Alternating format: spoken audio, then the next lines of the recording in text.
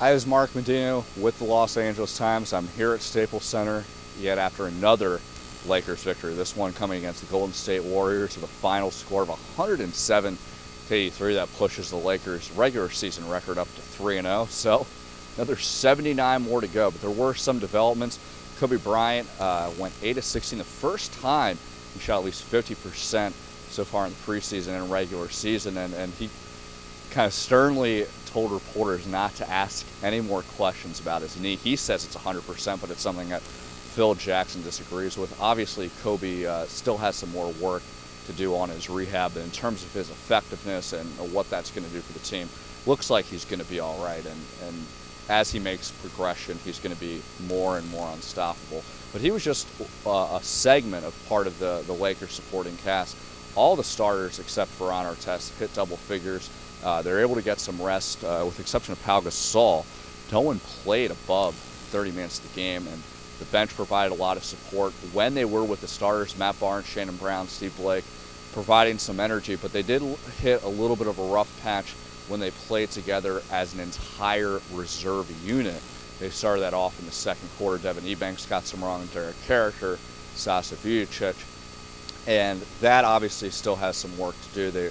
Golden State was able to come back a little bit in the second quarter once they were in. Once the starters came back later on, they were able to establish another comfortable lead. And, you know, that's not worrisome. I think it's almost inevitable.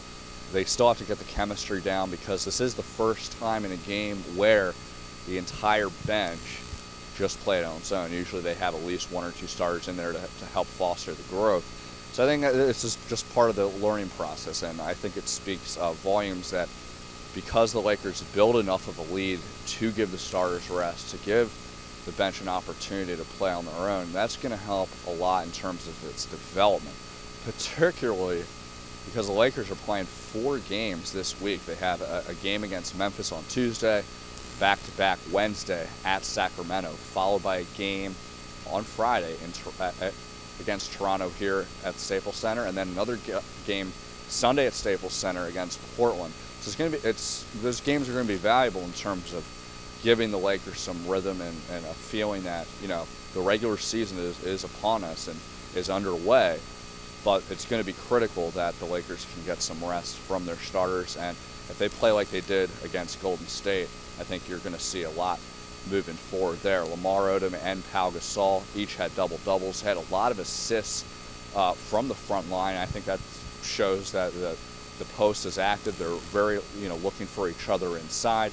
One small thing I wouldn't say small, but one particular interesting thing to look at is Ron Artest shooting. He hasn't been shooting it well at all so far this season. It's only 3 games. He went 2 of 11 from the field against Golden State, and you kind of have to take it for what it's worth. It's 3 games. He did have a pretty effective preseason, but at least from my vantage point, seems like a lot of his shots, came a little bit forced.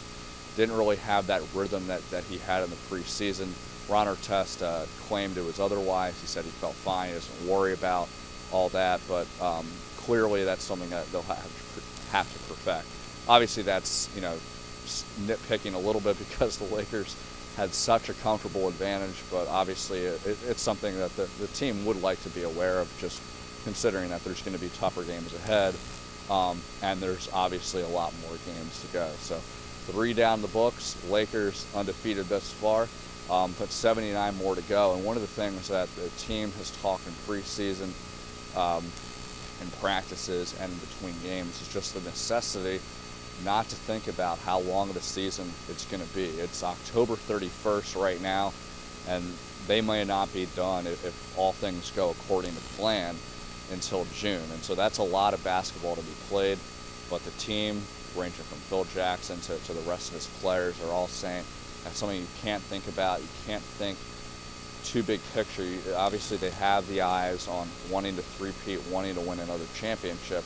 I think one of the things that tripped them up a little bit last season during some of their adversities during the dog days was that they were so consumed with the big picture that they kind of lost focus with just the day-to-day process of wanting to get better. And 3 games in the book is a very small snapshot, but what's good so far is the Lakers seem to be taking pride in that day-to-day process with getting better having better chemistry, getting a better rhythm, getting more progress in terms of rehab and rest and all that. So it's good things so far in 3 games. Again, 79 more to go. Be interesting to see how everything unfolds.